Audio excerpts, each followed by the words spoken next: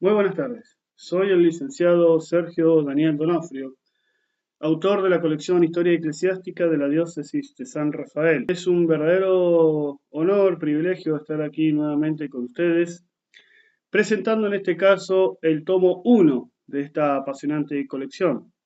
Abordaremos aquí la vida y obra del obispo más grande que ha tenido nuestra diócesis y uno de los obispos más grandes de la patria. Estamos hablando del cuarto obispo de San Rafael, Monseñor León Kruk, un león en Cuyo. Abordaremos aquí toda su infancia, de ellos muy desconocidos para muchos de la diócesis, como así también su formación intelectual, su formación teológica y la enorme tarea que llevó adelante dentro de lo que fue la diócesis de San Rafael. Que fue él quien le imprimió su sello, le imprimió su alma a nuestra amada diócesis con las características que tenemos actualmente. Es así como comenzamos con la historia de este gran obispo, León Kruk. Esta fue, en definitiva, también mi tesis de licenciatura, allá por el 2022. ¿Cómo está diagramado este escrito? Dado que es un obispo, y muchos de nosotros, muchos de la diócesis, ni siquiera se cuestionan qué misión cumple un obispo, qué es un obispo, cómo se lo elige, ni hablar del clero, ¿no? Entonces, me pareció muy interesante comenzar con esto, ¿no? ¿Qué es un obispo? En principio, el obispo son los sucesores de los apóstoles, son príncipes de Cristo. Se presenta muchas veces esta dificultad o esta confusión para muchos de los fieles en pensar que los obispos están por debajo de los arzobispos o por debajo de los cardenales. En definitiva, según también el Código de Derecho Canónico y el Catecismo de la Iglesia, se demuestra en realidad que el obispo es el rango más alto dentro de la Iglesia Católica.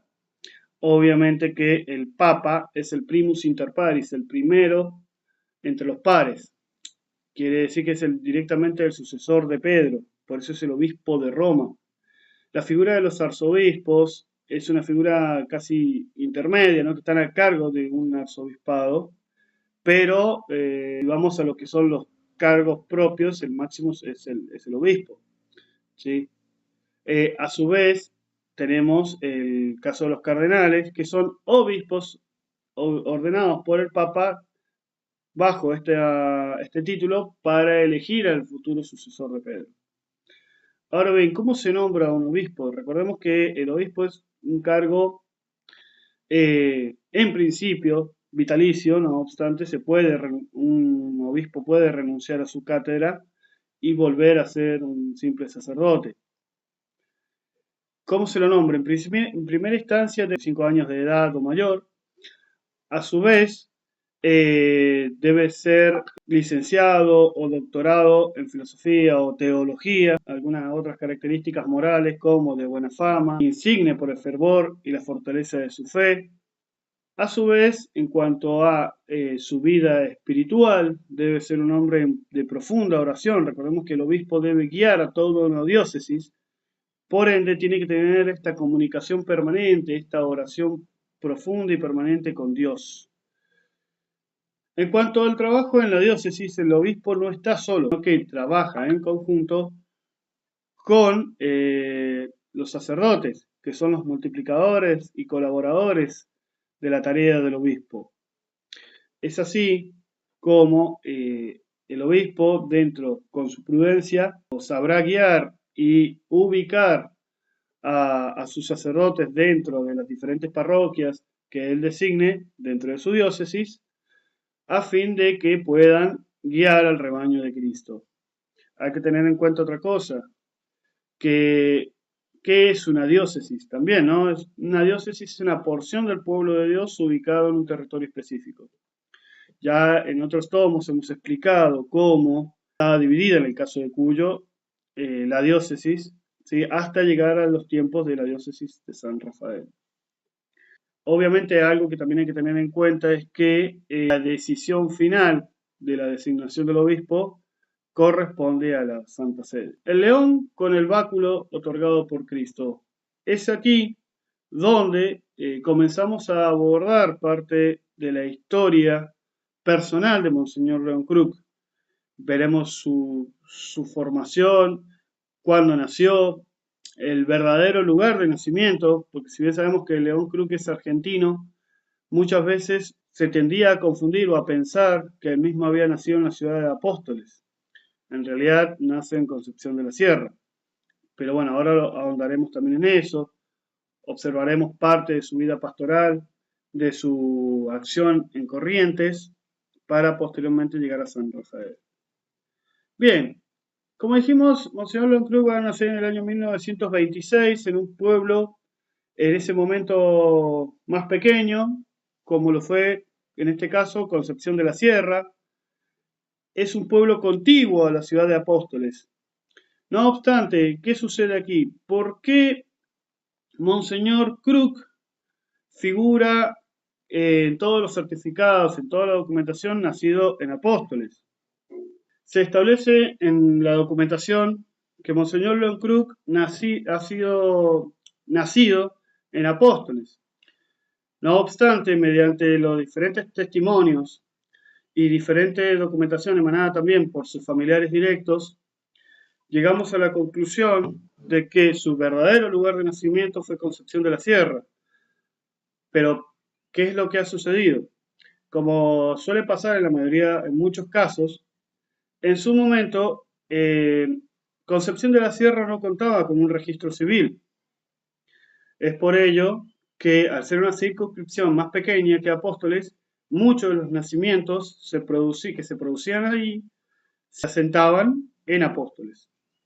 A su vez también hay otra explicación, que esto se ahonda mucho más en el libro en el tomo 3 y tomo 4 de la colección, Monseñor Basilio Winniczuk, el gaucho ucraniano. Recordemos que en la parte de lo que es Corrientes, Misiones, será un epicentro importante de la actividad e inmigración eslava, polaca y ucraniana. Es por ello que también León Kruk, al ser hijo de ucranianos, que eso también lo vamos a explicar enseguida, lógicamente cuando él nace en Argentina, en la ciudad de Misiones, en la provincia de Misiones, como dijimos, en Concepción de la Sierra, se van a trasladar a Apóstoles, dado que allí se encuentra una iglesia y una comunidad ucraniana donde los Kruk tuvieron mucha participación. Continuando, aquí observamos la casa materna de León Kruk, características muy humildes, con un pequeño galpón para los animales. León Kruk va a ser criado, ¿no?, en un ambiente muy humilde, cuya pobreza definitivamente lo marcó y se manifestaba en la humildad que siempre tuvo. A su vez, va a ser el mayor de 4 hermanos, siendo estos los de los demás, Isabel, Mariano y Juana. Será hijo de Juan Kruk y Angélica Manulak, quienes van a ser de procedencia ucraniana. Históricamente siempre se pensó que su papá, Kruk, era polaco. No obstante, mediante también la investigación realizada en los tomos 3 y 4 del Museo Basilio Winniczuk, se llega a la conclusión de que los mismos eran de nacionalidad ucraniana, producto de que, recordemos que en esos años, Ucrania va a ser invadida y ocupada por 3 naciones: Alemania, Rusia, o la URSS, y Polonia. Dependiendo del territorio, dependiendo de la porción de Ucrania donde hayan salido, será el pasaporte con el cual ingresarán. Es por ello que, a fin de dar un ejemplo, Monseñor Basilio Winniczuk, que era de nacionalidad ucraniana, en su pasaporte figuraba que era perteneciente a la Unión de las Repúblicas Socialistas Soviéticas. Es así como se aclara este misterio. A esto también se le agrega el contexto cultural y social en Concepción de la Sierra y en Apóstoles, estando ya justamente en ese momento la tirria entre polacos y ucranios. Pueden acrecentar este conocimiento en el tomo 3 de Basilio y el tomo 4. Bien, es así también como sabemos que Monseñor León Kruk va, como dijimos, a crecer en un ambiente sumamente humilde, pero también sumamente católico. Su madre y su padre lo interiorizarán en los misterios del Santo Rosario y él mismo será bautizado bajo el rito bizantino. Es por ello que podía Monseñor Kruk, por derecho, realizar la misa en dicho rito, sin necesidad de solicitar la birritualidad a Roma. En cuanto a su vocación, el joven León Kruk ingresará en el seminario menor Nuestra Señora de Itatí, en donde comenzará sus estudios iniciales a la edad de 8 años, gracias a la tutela de otro gran obispo en su momento, que fue Monseñor Vicentín. Monseñor Vicentín observará en el pequeño Kruk grandes dotes de santidad y humildad. Es así como se encarga de tutelarlo y enviarlo a este seminario. No obstante, se plantea una dicotomía aquí también. Tenemos la documentación de que continuará sus estudios en el Seminario Metropolitano de Villa Devoto. He aquí una fotografía del Seminario Mayor de Corrientes, el cual por distintas vicisitudes va a ser cerrado.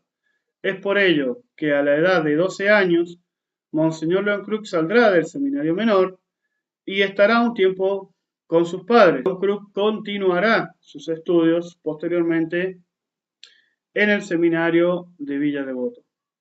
Aquí se plantea también una bella historia que muchas veces comparo con la historia del querido Padre Pío. Los Kruk pertenecían a una familia de campesinos, sumamente humildes. Por ende, el viaje que se realizaría desde la ciudad de Apóstoles hasta Buenos Aires se realizaba en barco por el río Paraná. Este viaje era sumamente costoso, por lo cual los Kruk se vieron obligados a vender su vaca para poder costear los gastos de pasaje del joven León. Estamos ubicados en 1949, ¿sí? Entonces, por eso tener una vaca en esos momentos era casi como un patrimonio, el alimento diario. En el caso del Padre Pío, bueno, el padre se trasladó aquí a América, desde Italia a América a trabajar. Por eso hacemos esa pequeña comparación, ¿no? En el caso de los Kruk, vendieron su vaca y se ajustaron económicamente para que su pequeño hijo pudiera seguir su vocación. Es por ello que el pequeño León, que va a ingresar en el seminario de Villa Devoto, no va a volver a ver a sus padres hasta recién ordenado sacerdote y volverá a la ciudad de Corrientes. Paulatinamente, sus hermanos se van a asentar en Buenos Aires a fin de estar más cerca de su hermano, más precisamente en Florencio Varela. No obstante, una vez ordenado, el mismo va a ser, ya en el año 1954, el mismo va a ser dirigido nuevamente a Corrientes. La primera parroquia a la cual él va a prestar servicio va a ser la naciente parroquia San Benito. Lógicamente que en ese tiempo la parroquia carecía de todo este acartonamiento progresista. Era una parroquia mucho más sencilla. Es así como el joven León va a ser el primero en abrir los libros de bautismo y va a empezar a atender esta primera parroquia. Aquí también es en esta parroquia donde va a empezar a mostrar sus grandes dotes de líder, puesto que empieza a florecer en todo lo que es el litoral, desde Entre Ríos hasta Misiones y fundamentalmente en Corrientes, donde después sabemos que el tercermundismo va a tener el movimiento sacerdote para el tercer mundo, va a tener un fuerte enclave guiado por el obispo de Goya en Corrientes. Es aquí donde va a empezar a a presentar batalla al tercermundismo. En este caso dejamos una pequeña carta, un testimonio donde en el día de Cristo Rey, el Monseñor León, fuerte discurso, alentando a los jóvenes, alentando a sus feligreses a permanecer firmes ante el embate del progresismo, ante el embate del tercermundismo, reafirmando la realeza de Cristo Rey y la fidelidad a la tradición y el magisterio de la Iglesia. Una de las parroquias donde el joven León presentará batalla será en la parroquia de Don Bosco, ubicada en el pueblo de Curuzucuatiá, que etimológicamente significa cruz de papel o cruces de caminos. Este pueblo fue fundado por Manuel Belgrano en el año 1810, cuando él se dirige al Paraguay para buscar apoyo para la causa de la independencia. Bien, esta es la parroquia Don Bosco. He aquí después que tenemos la famosa iglesia de San Nicolás de la comunidad ucraniana en Las Tunas, Apóstoles. Es aquí donde llegamos a esta noticia, ¿no? Que Monseñor Kruk hablaba perfectamente el ucraniano, producto de esta unión profunda con el pasado, y la parroquia, que esta parroquia va a ser construida por la comunidad ucraniana y con gran participación de la familia Kruk, de Juan Kruk y de sus hermanos. A la derecha, en la parte superior a la derecha, observamos a León Kruk rezando la misa en rito bizantino, el rito greco-católico ucraniano, como dijimos, por derecho, dado que fue bautizado en dicho rito y formado también en dicho rito, además de posteriormente ser formado en el rito latino en el seminario de Villa Devoto. Por ese seminario de Villa Devoto pasaron varios sacerdotes. Recordemos que en ese momento había muy pocos seminarios en Argentina, entonces ahí estuvieron, por ejemplo, León Kruk, pasó Ernesto de Miguel, el padre Carlos Vuela también. Como dijimos, Monseñor Kruk, siendo además vicario del obispo Vicentín, también va a estar a cargo de enfrentarse y pacificar la situación frente a los embates del progresismo en la zona. Pero ya en el año 1973, Pablo VI lo va a ordenar obispo de San Rafael. Esta fotografía es bastante particular, puesto que tiene un trasfondo específico y especial. Responde al día en el cual tomó posesión de la diócesis. Logramos después saber que Monseñor Kruk tenía la mandíbula fracturada, producto de un choque directo con un camión, en el cual él viajando hacia San Rafael para tomar posesión efectiva de la diócesis, y se produce el siniestro. Venía con Edmundo Cáceres, quien también, se fracturó la cadera. Él se fracturó la mandíbula y aún así se presentó para tomar posesión efectiva de la diócesis. Esto también nos muestra un alto grado de compromiso, de amor hacia el Evangelio, porque legítimamente estaba impedido en ese momento por una fractura. No obstante, él se hace presente para cumplir con el propósito al cual había sido enviado. Y aquí también tenemos otro detalle particular, y es que la diócesis de San Rafael históricamente fue considerada una diócesis de paso. Por ende, para muchos eran muy pocos quienes querían acercarse siguiendo su visión o sus objetivos carreristas, y es algo que hería la susceptibilidad de los fieles. En el caso de Monseñor Kruk, él claramente aceptando esta misión que se le había encomendado, él decía: yo vine para quedarme, y realmente cumplió con su promesa. Una vez a cargo de la diócesis de San Rafael, que donde lo va a hacer por más de 30 años, es decir, de 1973 al año 1991, se va a dedicar a recorrer a su extensa diócesis. Tenía y contaba con solamente un número menor de 11 sacerdotes para toda la extensión de la misma. La diócesis de San Rafael comprende los departamentos de San Rafael, Malargüe y General Alvear, con apenas entre 4 o 6 parroquias, no más que eso, y solo 11 sacerdotes para extenderlo. Es así que se produce esta enorme problemática para poder atenderla. Monseñor Krug va a visitarla, se lo veía llegar a las parroquias sin previo aviso, lo cual sorprendía a los fieles, dado que él mismo a veces celebraba la misa. Y será Krug también quien lleve adelante distintos tratados y convenios con congregaciones religiosas para atender esta diócesis. En el caso de, en el año 1980, eh, manda a llamar a los Oblatos de María Inmaculada para que atiendan el departamento de Malargüe entre los años 1980 y 1993. Es así también como Krug se va a preocupar por la evangelización tanto religiosa pero también académica de su diócesis. Por ello que no había en la famosa hojita Comunidad, donde en esta pequeña revistita, casi un folleto, además de dar las noticias pastorales, siempre otorgaba lección del Evangelio para la diócesis.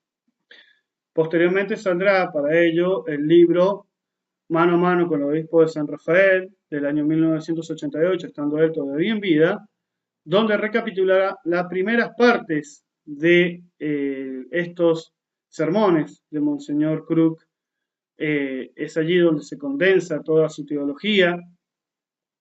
Recordemos que él era doctor en teología y está justamente ordenado respecto del calendario litúrgico, la Virgen María, Cristo Rey, la Anunciación, Navidad, Cuaresma, Pascua, etc. Pero aún así había un gran problema, como dijimos, la escasez de sacerdotes. Es así como León Krug durante años va a llevar adelante un extenso apostolado, educando y pidiendo a los fieles que recen para que se pueda concretar la obra tan ansiada que es el seminario. Entre muchas de esas obras está las famosas noches heroicas de Monseñor Krug, que se realizaban los días jueves. Quería hacerlo los días viernes, pero el sábado era un día de intenso trabajo, por ende lo hacía los jueves. A su vez, tomaba las duchas heladas durante todo el año, sobre todo en invierno, para presentar este sacrificio a Dios pidiendo por las vocaciones. Esto también le va a traer grandes problemas a Krug, no solamente dentro de su diócesis, puesto que eran muy pocos los sacerdotes que apoyaban abiertamente al seminario, tales como Monseñor Basilio Winnicksuk, Monseñor Victorino Ortego, Monseñor Ernesto de Miguel, que fueron estos tres sus apoyos fundamentales, ¿sí? Pero, por otro lado, el padre Juan Bautista Gastón, pero por el otro lado existían el resto de los sacerdotes de tendencia progresista que se oponían a ello, y más se oponían si no eran ellos tomados en cuenta para la formación del seminario, para formadores, ¿no? Es así como el pueblo también va a empezar a colaborar y se va a empezar a fundar ya en el año 1984 el Seminario Santa María Madre de Dios y la Congregación del Instituto del Verbo Encarnado. Es aquí donde se da esta pequeña dicotomía, ¿no? Que esto también hay que aclararlo, puesto que se da muchas confusiones. Desde Paraná, en Paraná estaba floreciendo el tercermundismo, es decir, que el seminario de Monseñor Tortolo estaba siendo atacado por el tercermundismo, y es así que se produce el éxodo paranaense, donde llegan después los padres fundadores, tales como Alberto Escurra, el padre Alfredo Sáenz y su sobrino Ramiro Sáenz, el padre Biestro, Carlos Biestro, y anteriormente también, bueno, y el padre Carlos Miguel Vuela. León Krug le va a abrir también las puertas a Carlos Vuela para crear la congregación del Instituto del Verbo Encarnado, encargándoles a su vez la formación de los seminaristas del Seminario Santa María Madre de Dios, justamente, y va a ser Carlos Miguel Vuela el primer rector de facto, de hecho, y siendo el primer rector de jure, es decir, en papeles, el obispo. El terreno encargado, el terreno donado para la fundación del seminario va a ser donado por Antonio Campi, ubicado justamente en la calle Tirazo. Aquí encontramos la bodega, la antigua bodega que va a tener esa casona, la vieja casona del seminario, que es la que vimos anteriormente aquí.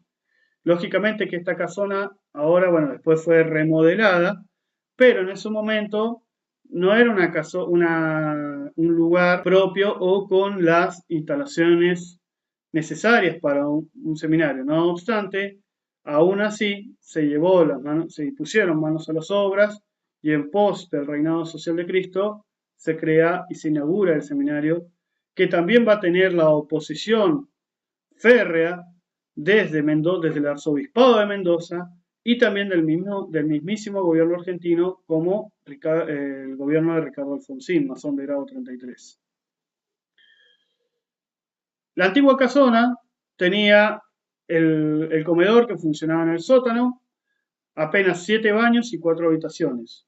No obstante, se comienza con al menos un número de 30 seminaristas y se va a llegar ya en el año 1987 a un número de 147 seminaristas y otros tanto en listas de espera. Esto nos da evidencia justamente del enorme trabajo, la enorme calidad educativa y también el fervor con el cual se formaba a los seminaristas. Nunca pensó Krug que llegaría a tener tantas vocaciones y llegar a ser el seminario más fructífero de toda América Latina. Aquí vemos la construcción de la actual capilla del seminario diocesano, donde justamente tuvo la colaboración de toda la feligresía. Los hombres salían de trabajar, de sus trabajos, y se trasladaban al seminario para ayudar. A los seminaristas se los trasladaba desde la antigua terminal de San Rafael hasta el seminario, y Krug se preocupó propiamente también de que los seminaristas no perdieran la comunicación con su familia, producto, ¿no?, de esta experiencia que él tuvo en el seminario de Villa Devoto, ese desarraigo. Y justamente en este caso Krug se preocupó justamente para que no se produjera dicho desarraigo, sino que, bueno, la gente llamaba a la casa de la familia Tony Dandel. Es así como se gestionaba el horario para que el seminarista pudiera hablar con su familia. Entonces iba, se lo buscaba, se lo llevaba a la casa de la familia Tony Dandel, donde podía hablar con su familia. Esto mientras el seminario hacía las gestiones para conseguir un teléfono. El seminario en su momento no carecía de todo, ni siquiera tenían una línea telefónica para poder hablar.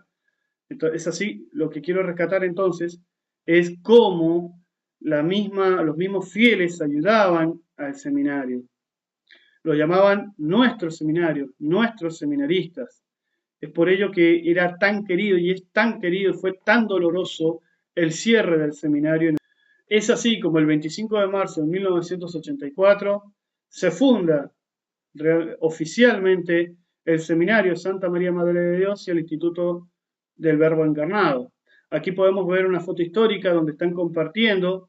Es aquí donde asistieron también los seminaristas, la familia de los seminaristas, junto con el clero diocesano. Vemos aquí justamente, ¿no?, este ambiente familiar. Vemos aquí ya la llegada del padre Alberto Escurra, el padre Alfredo Sáenz, padre Alberto Escurra, que posteriormente, una vez su llegada, va a ser nombrado rector del seminario. Las actividades no cesaban durante el verano. Si bien muchos seminaristas viajaban después a ver a sus familias en vacaciones, mientras tanto aquí los que se quedaban participaban de los correspondientes retiros ignacianos. El seminario también va a empezar a participar en actividades con otros seminarios como el de Córdoba, compartiendo actividades en el pueblo del Niwil. Aquí vemos una fotografía donde podemos encontrar tanto a seminaristas de la congregación como del seminario en Rama Caída, dictados por el padre Alfredo Sáenz. justamente la cita de Monseñor Leon Krug en el año 1987, ¿no? Cuando decía, nunca pensé que llegaría el día en que tendría que rechazar o más bien dar largas a la solicitud de ingreso de alumnos candidatos por no tener lugar disponible en el seminario. Tener que decirles, bueno, esperen un año, terminen el estudio o el otro, porque por ahora no los podemos recibir. Nunca pensé que llegaríamos a eso, pero gracias a Dios estamos en eso y es así que la lucha sigue. La incomprensión también. Pero nosotros estamos contentos, porque si no fuese obra de Dios, yo creo que no se la perseguiría tanto. Hay muchas cosas malas que acontecen y yo no veo tanta preocupación para combatir tales cosas como para combatir nuestro seminario. Dura frase de Monseñor Krug, donde justamente evidencia todo el contexto en el cual se reproduce y se desenvuelve la historia del seminario y de la congregación. Como dijimos, el seminario diocesano se convierte en el seminario más prolífero en toda América Latina y es por eso que también están perseguidos. Recordemos que sigue la lucha contra el tercermundismo, donde ya se había apostado en las grandes capitales. En Mendoza teníamos el grupo de los 27. Y es así como Krug va a ser total, el seminario va a recibir constantes críticas por todos los medios y a su vez también Krug va a pedir que venga el visitador para que observara cómo se desenvolvía el rigor académico, espiritual y moral del seminario. Es así que donde también hay una serie de cartas entre el Krug y el cardenal William Baum, donde Monseñor defiende permanentemente a sus sacerdotes, a sus seminaristas, de las mentiras emanadas desde Argentina y diferentes partes del mundo. El seminario diocesano va a empezar también a participar en congresos de suma importancia, como fue el Congreso Católico Argentino de Filosofía en el año 1987, ser encabezado por Carlos Miguel Vuela, y un grupo de 25 seminaristas se van a trasladar a la localidad serrana de Córdoba los días 8, 9 y 10 de noviembre, donde justamente va a ser el tema central la filosofía cristiana en la historia hispanoamericana. El seminario diocesano había sido invitado por el doctor Alberto Caturelli para presentarse en dicho congreso. El doctor Alberto Caturelli en su momento era el presidente de la Sociedad Católica Argentina, una eminencia dentro de la filosofía del nacionalismo católico. Justamente porque mostramos esto, para evidenciar la trascendencia y la formación teológica y filosófica que va a tener el seminario, ¿no? Que dista mucho de la formación actual en otros lugares, ¿no? Un cartel que nos demuestra un hecho sumamente interesante. San Juan Pablo II va a ser un pilar fundamental, un apoyo fundamental para el seminario y para Monseñor Krug. Es realmente conmovedor leer las cartas que Monseñor Krug dirige hacia el Papa polaco, con el cual tenía una gran amistad, dado que el Papa polaco era hijo de polacos y ucranianos, padre polaco, madre ucraniana. Entonces, en el memorándum de Monseñor Krug le pide su apoyo al Papa polaco y su santidad lo va a demostrar con creces. Es así como en el año 1987 parten los jóvenes seminaristas hacia Mendoza, donde llevan este cartel, ¿no? El seminario de San Rafael, fiel al Papa. ¿Por qué? Porque a Krug también se le achacaba que no seguía los lineamientos del Concilio Vaticano II, como así también se le achacaba que era rebelde a la autoridad papal. Monseñor Krug tenía un posicionamiento firme respecto del Concilio Vaticano II, pero, para que se entienda, no estaba en contra del mismo. Como él va a decir, sí, es una renovación profunda, pero esta renovación debe ser interior, no la renovación por renovación en sí misma, evitando justamente caer en la herejía de la teología de la liberación, herejía en la cual caen los movimientos sacerdotes para el tercer mundo y el progresismo católico. Y justamente el Papa era consciente de esto. Es así como en este año, en la visita, se da esta historia, ¿no? Que el Papa reconoce al seminario de Krug por este cartel, va a bajar del papamóvil y va a acercarse caminando hacia ellos, los va a saludar personalmente a cada uno y les brindará la bendición. Por este lado, los seminaristas, con la garganta entrecortada por la emoción, cantan el Grintus Vincit en su honor. Esto justamente fue ese bálsamo que necesitaba Monseñor Krug, esa ayuda que necesitaba Monseñor para continuar con su obra. Dentro de los principales documentos que podemos leer para comprender esta realidad a la cual se enfrentaba León Krug tanto dentro como fuera del ámbito eclesial, encontramos el memorándum de León Krug a su santidad Juan Pablo II, el primer borrador de renuncia enviado al nuncio apostólico en el año 1980, la correspondencia entre, como dijimos, ¿no? La correspondencia entre Monseñor León Krug y el cardenal William Baum de 1987, y la última carta de renuncia dirigida a San Juan Pablo II en el año 1990. Monseñor Krug presentar su renuncia en 3 ocasiones. No obstante, en las 3 ocasiones, el querido Papa Juan Pablo II la va a rechazar.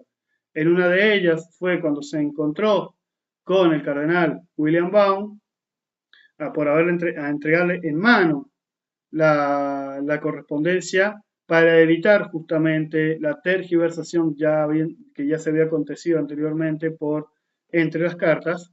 Es así cuando él se va a presentar al querido Papa Juan Pablo II, cuya entrevista se la va a facilitar Joseph Ratzinger, quien fuera después el Papa Benedicto XVI.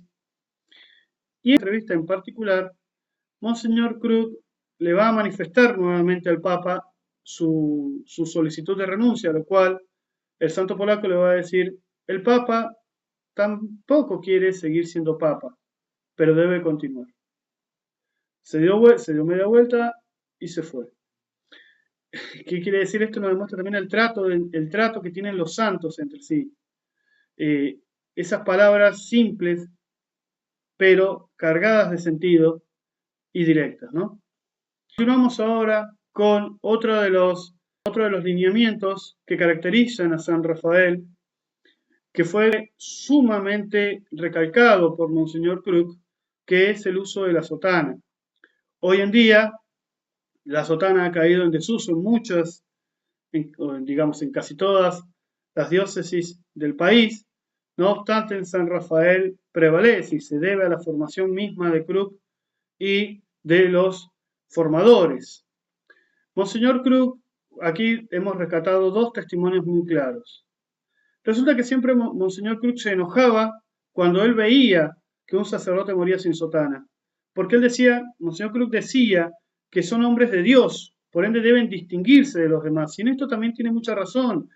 Vemos sacerdotes en diferentes diócesis que si no nos dicen que es un sacerdote no se distingue del pueblo. ¿Cuántos de nosotros, estando caminando por las calles de San Rafael, hemos reconocido a un sacerdote, lo hemos saludado con la dignidad que él se merece, pero también nos hemos podido confesar con él? Pura y exclusivamente porque lo reconocimos también mediante la sotana. ¿Cuántas personas después encontraron su destino final en la calle y pudieron partir al cielo por haberse confesado, habiendo reconocido a un sacerdote por su sotana? Aquí también tenemos una frase que Monseñor Krug le decía a su amigo Carlos Zamudio, ¿no?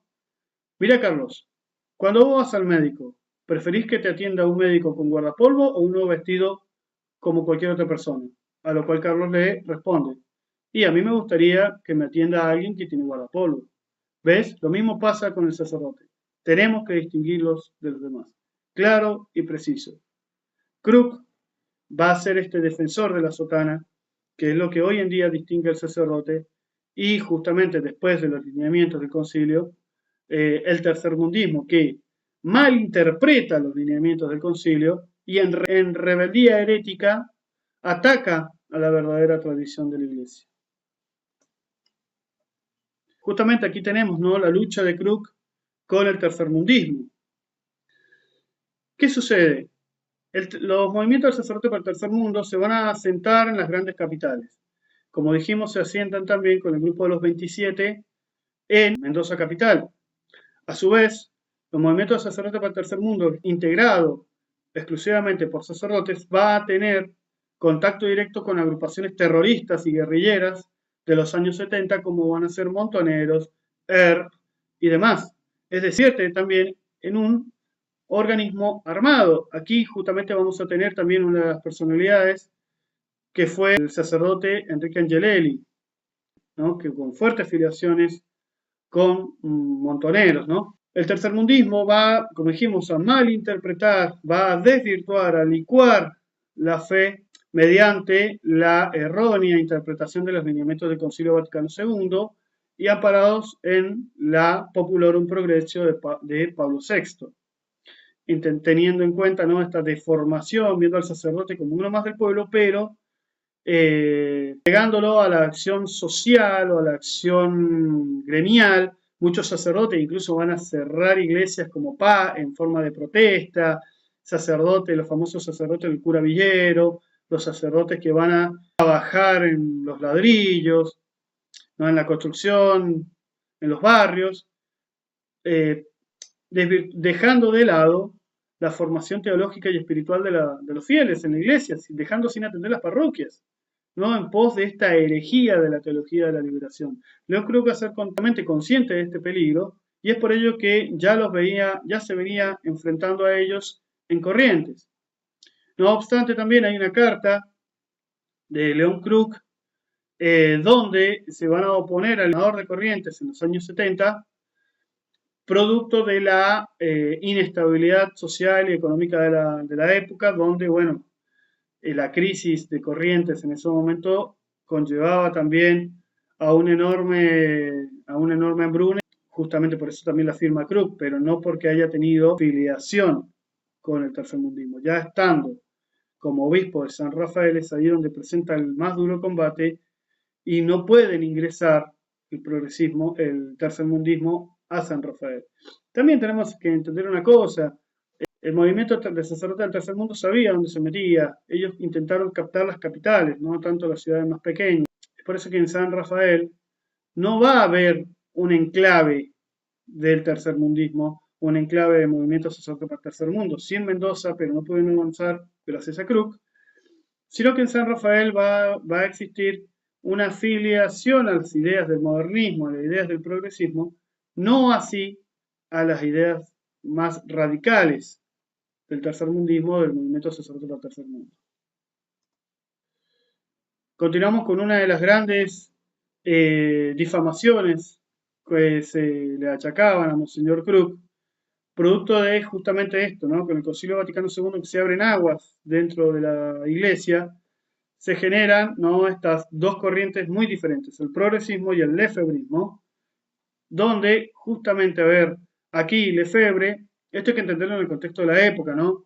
Lefebvre se va a oponer a la autoridad papal y al nombrar obispo sin el permiso de Roma, cae en excomunión laete sentencia. La postura de Krug no se centra en filiación con el lefebrismo ni con el tercermundismo o el progresismo, sino más bien por la idea conservadora en posición de lealtad y sumisión a la autoridad de Pedro y al concilio.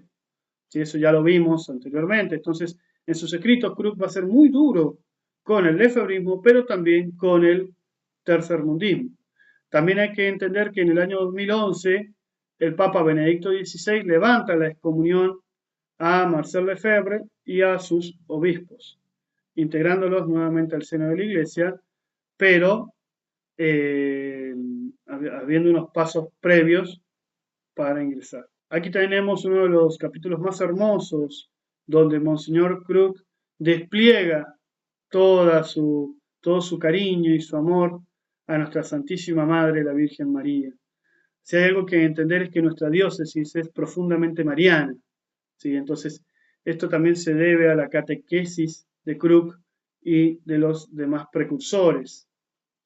María es la Madre purísima del mismo Hijo de Dios, y que nadie en su sano juicio, se atreva a negar esto y despojar a nuestra Santa Madre del Cielo de este precioso tesoro. Recordemos que Krug, habiendo estado en Villa Devoto, desarraigado del amor materno, se va a refugiar en el amor de María, como Madre de Dios, como Madre nuestra y Madre de todo el pueblo argentino. Recordemos también que Corrientes, el litoral, tiene una profunda devoción a Nuestra Señora de Itatí.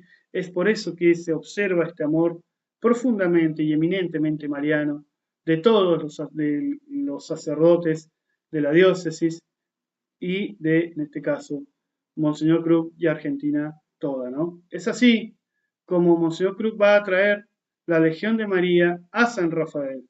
Anteriormente le había llevado en General Alvear el padre Basilio. Bien, aquí ya abordamos también la congregación del Instituto del Verbo Encarnado.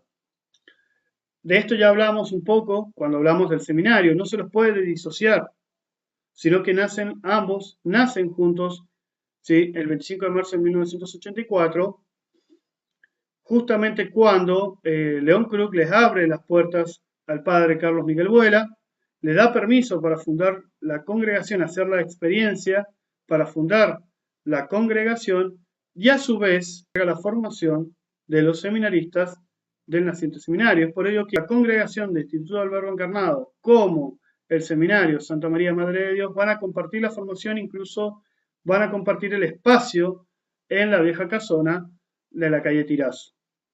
Posteriormente se van a separar, van a recibir en donación la finca actualmente en el Chañaral, donde se va a fundar el seminario y la casa madre, que es aquí la parroquia Nuestra Señora de los Dolores, que dicho sea de paso, esa advocación fue propuesta por Monseñor León Krug en conmemoración de los dolores pasados. No cabe aquí en esta investigación el conventillerío de barrio, los famosos comentarios de bajo cortina. Aquí lo que se busca es la unidad, porque es lo que buscó Krug. Ambas congregaciones nacen juntas en pos de la búsqueda de la evangelización, y Krug, al abrirle las puertas a la congregación, también se garantiza sacerdotes y religiosos para la diócesis, pero también para el mundo entero. Como vemos, la congregación tiene fundaciones en muchas partes del mundo y en muchas partes también de Medio Oriente y de África, como en Papúa, Nueva Guinea, Tanzania, ahí donde está la presencia de la iglesia, junto a los humildes, la iglesia misionera, que también se preocupó de Krug en fomentar, junto, en este caso, apoyando a la congregación del Instituto del Verbo Encarnado. En la revista del año, en la edición especial por los 25 años de la diócesis de la revista Comunidad, se encuentra también este comentario donde se narra la llegada de la congregación y el permiso otorgado por Krug. Aquí tenemos la carta, la declaración del padre Carlos Vuela, firmada también por el seminario con el sello del obispado. León Krug se dedicó también a crear un ejército espiritual, no solamente en el ámbito eclesial, sino también en el ámbito laical, apoyando a diferentes iniciativas de los fieles. Es así que tenemos la obra Corazón y Voluntad, llevada adelante por los doctores Soler, pero también va a ser apoyada y protegida por Monseñor Krug. La obra Corazón y Voluntad durante muchos años se dedicó a la asistencia de los jóvenes y de los niños en situación de vulnerabilidad, brindándole hogar a todos estos pequeños que hoy forman familias católicas. Nace la obra Corazón y Voluntad, el nombre Corazón y Voluntad, justamente mostrando la practicidad y el pragmatismo de Monseñor Krug, ¿sí? Donde decía, ¿no? Los doctores Soler van a mostrar, después de rezarlo, van a comentarle a Monseñor Krug. Ahí se muestra la practicidad y el pragmatismo de Krug, que le dice, no solo basta con el corazón, sino también con la voluntad. Aquí hace falta trabajar. Y es así justamente donde nace el nombre, ¿no?, de la obra de Corazón y Voluntad. Otro de los apostolados impulsados por Monseñor Krug para con los fieles la de formador de custodio, el servicio sacerdotal nocturno. Si bien este apostolado nace en Córdoba y también por fomento también a nivel mundial del Papa Juan Pablo II, Monseñor Krug va a observar la necesidad de este apostolado en su diócesis. Recordemos que hay lugares a los cuales el sacerdote no llega, pero sí llega el feligrés. Y es lo lindo también de este apostolado, ¿no? De aquellos que se encuentran ya en situación de enfermedad o incluso a punto de partir a la casa del Padre, pueden tener acceso a la confesión e incluso a los últimos sacramentos para poder entrar a las puertas del cielo.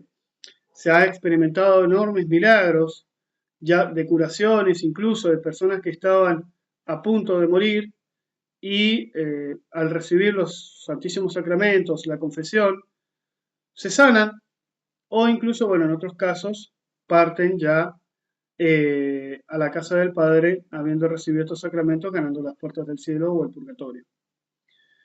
Verdaderamente es un ejército espiritual donde se trabaja en conjunto entre el sacerdote y el fiel. Y es así como debe ser en toda diócesis.